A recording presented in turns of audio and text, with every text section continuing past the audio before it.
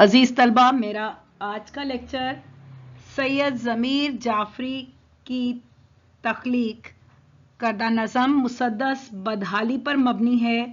یہ نظم جیسا کہ عنوان سے ظاہر ہے پیروڈی پر لکھی گئی نظم ہے، جو کہ مولانا الطاف حسین حالی کی نظم مسدس مد و جزر اسلام، جسے مسدس حالی کے نام سے جانا جاتا ہے، اس کی پیروڈی میں لکھی گئی ہے۔ وہ نظم جو مسدس حالی لکھی گئی تھی وہ اسلام کے حوالے سے، اسلام سے پہلے کے حالات اور اس کے بعد آنے والی تبدیلیوں پر مبنی نظم تھی، جبکہ اس میں ملک و قوم کے حالات جو ہمارے موجودہ دور تک جو حالات رہے ہیں ہمارے مملکت پاکستان کے، ان کی بدحالی پر مبنی موضوعات، عوام کے سماجی مسائل کو موضوع بناتے ہوئے سید ضمیر جعفری نے طنزیہ پیرائے میں نظم لکھی ہے۔ لیکن بہرحال یہ نام جیسا کہ عنوان سے ظاہر ہے پیروڈی کی ایک قسم سے متعلق ہے۔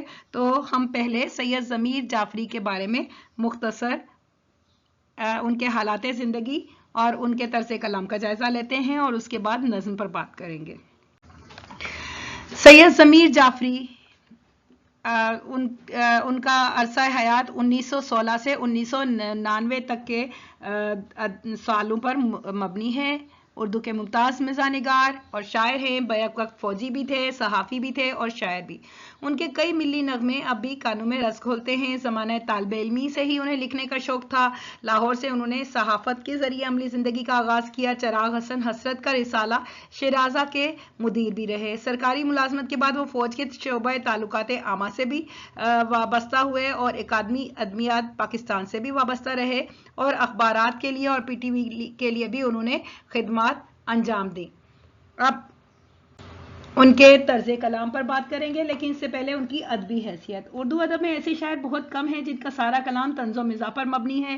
سید ضمیر جعفری بھی ایسے ہی شعراء میں سے ہیں جنہوں نے اپنے مخصوص لب و لہجے سے شاعری میں مزاحیہ انداز پیدا کیا۔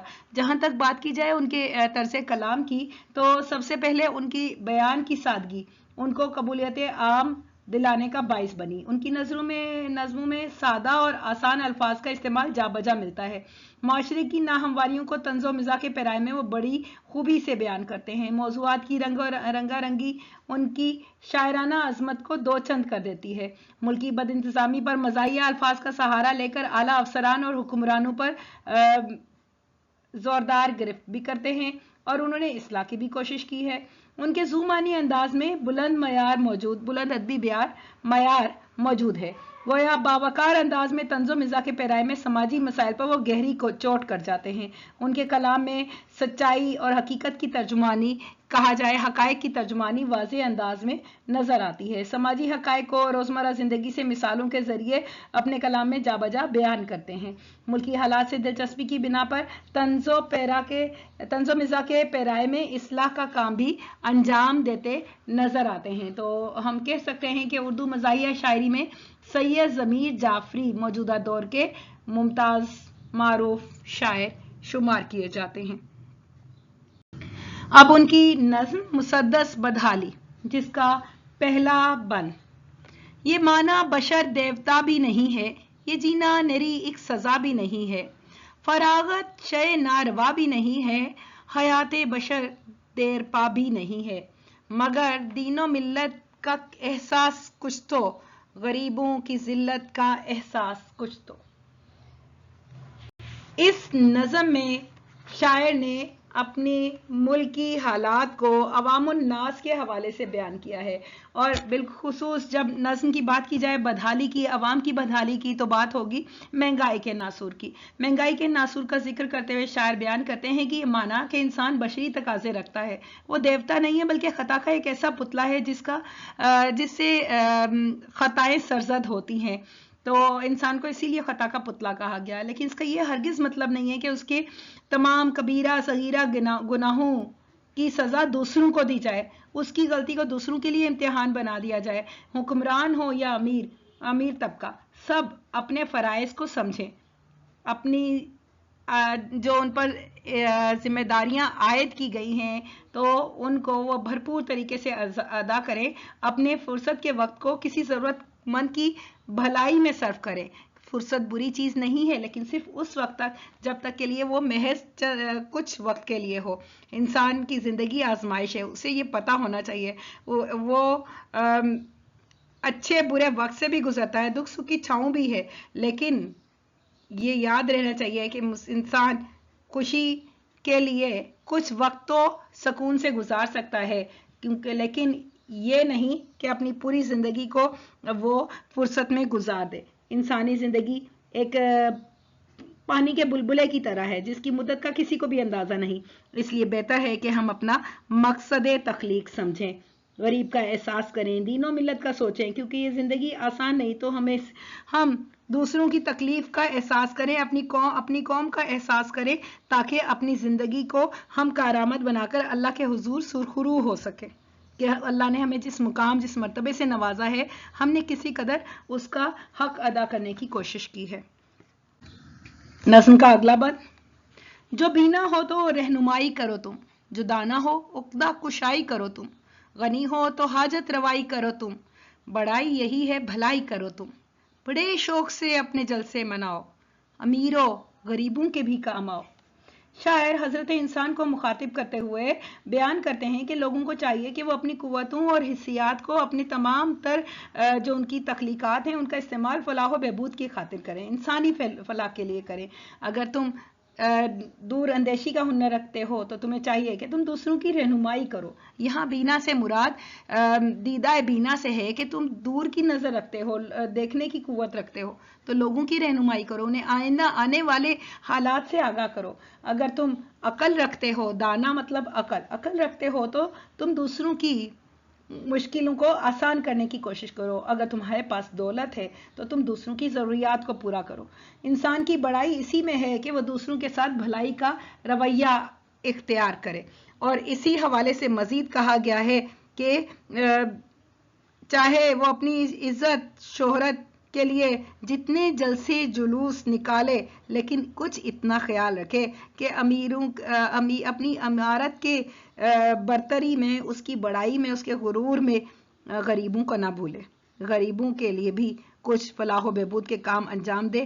یہ نہ ہو کہ اپنی امارت کے نشے میں وہ اس دنیا میں موجود دوسرے لوگوں کو بھول جائے جن کی ذمہ داری سے اسے نوازا گیا ہے۔ اگر اس نے اس ذمہ داری کو ادا نہیں کیا تو وہ کس طرح سے اللہ رب العزت کے حضور پیش ہوگا؟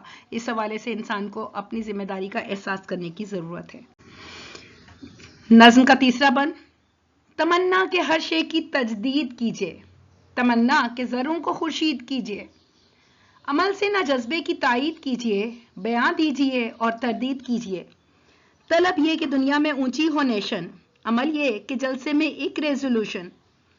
اس بند میں شاعر نے نام نہاد رہنماؤں کے بارے میں بات کی ہے، با اثر طبقے سے مخاطب ہوئے ہیں اور کہتے ہیں کہ عوام کو سبز باغ دکھائے جاتے ہیں، سنہرے خواب دکھائے جاتے ہیں کہ ہم تمام چیزوں کو بدل دیں گے، دور جدید کے تقاضوں سے ہم آہنگ کر دیں گے، ہم جو ذرے ہیں، ہم وہ لوگ جن کو کوئی جان پہچان نہیں ہے، ہم ان کو مقام مرتبہ منصب سے نوازیں گے، لیکن یہ سب آخر میں دیوانے کا خواب بن کے رہ جاتا ہے۔ وجہ صرف یہ ہے کہ جس جوش و جذبے کا اظہار کیا جاتا ہے جلسوں کے لیے، تو زبانی کلامی جمع خرچ سے اس کے لیے عمل سے کام نہیں لیا جاتا، عملی اقدامات چھوڑ دیے جاتے ہیں، صرف بات زبانی کلامی جمع خرچ تک رہتی ہے، اور اس سے انحراف کرنا، وعدہ خلافی کرنا، وعدہ کر کے مکر جانا ایک معمول بن چکا ہے۔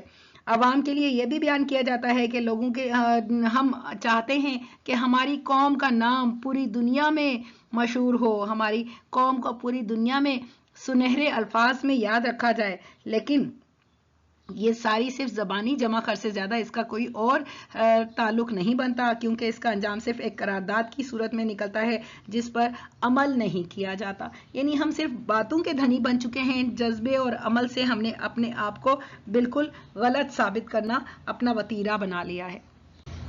نظم کا چوتھا بند: نہ منشور اپنا نہ دستور اپنا، قدم راہ چلنے سے معذور اپنا، مگر شور ہے دور سے دور اپنا، گلا کام کرتا ہے بھرپور اپنا، یہ ناز اپنے انداز میں دب چلا ہے کہ ساز اپنی آواز میں دب چلا ہے۔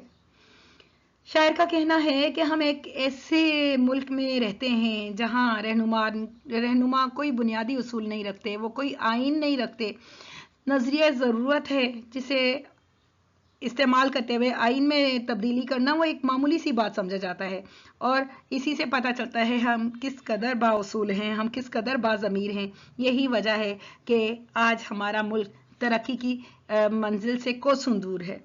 حکمران ہو یا عوام، ہم چیخ چیخ کر اپنے منصوبوں کے اعلیٰ اعلیٰ اعلان تو کرتے ہیں، اعلان ہم چیخ چلا کر خوب بڑے بڑی باتیں تو کرتے ہیں، عملی طور پر کوئی کام نہیں کرتے۔ ہم شکوے شکایات کو اپنا وتیرہ بنا چکے ہیں، بے عملی ہمارے دلوں میں گھر کر چکی ہے۔ ایسی حالت میں یہاں کچھ بھی نہیں ہو سکتا، پھر اللہ ہی حافظ ہے۔ تقریروں سے ہم صرف مقبولیت تو حاصل کر لیتے ہیں، لیکن بے عملی کی وجہ سے یہ حال ہے کہ ہماری آواز صرف بلند ہے، ہمارا عمل کچھ نہیں ہے۔ یہی وجہ ہے کہ آج ہمارے ملک و قوم کا پوری دنیا میں وقار ختم ہو چکا ہے، کھو چکے ہیں۔ یہ قوم بحیثیت ایک پاکستانی قوم ہم اپنا وقار کھو چکے۔ نظم کے مرکزی خیال کو دیکھا جائے تو تنزیہ نظم، اس کے ذریعے یہ بتایا گیا ہے کہ عمل کے بغیر زبانی دعوے کی کوئی حقیقت نہیں ہے۔ اس سے جب صرف عمل زبانی دعوے رکھے جائے، جمع خرچ رکھا جائے اور عمل نہ ہو تو شخصی وقار کو مجروح ہو جاتا ہے، اور قوم کی حقیقت یہ ہے کہ قوم کے لیے بے عملی نقصان دہ چیز ہے۔ انسان کی بڑائی اسی میں ہے کہ قدرت کی دی ہوئی نعمتوں کو چاہے کسی بھی شکل میں ہے، ہم انہیں انسانی فلاح کے لیے استعمال کریں، با عمل بنے، تبھی ہم انفرادی اور اجتماعی فائدے حاصل کر سکتے ہیں۔ نظم کے تنقیدی جائزے کو دیکھتے ہیں کہ تنزیہ انداز میں شاعر نے بھرپور انداز میں سماجی مسائل کی ترجمانی بھی کی ہے، اور با اختیار لوگوں کو دعوت فکر دیتے ہوئے انہوں نے تلخ سماجی حقائق کی عکاسی کو اپنا مطمع نظر بنایا ہے۔ مقصدیت اس پوری نظم میں ہر طرف نظر آتی ہے کہ جس کے ذریعے انہوں نے اپنی قوم کی بدحالی کے اہم وجوہات ان کو بیان کر کے عوام حکمران طبقے کو جگانے کی کوشش کی ہے۔ عزیز طلبہ، اس کے ساتھ یہ نظم آج کا لیکچر یہیں تمام ہوا۔ ویڈیو آپ کو پسند آئی ہو تو لائک کیجئے، کمنٹ کیجئے، چینل کو سبسکرائب کیجئے۔ اللہ حافظ۔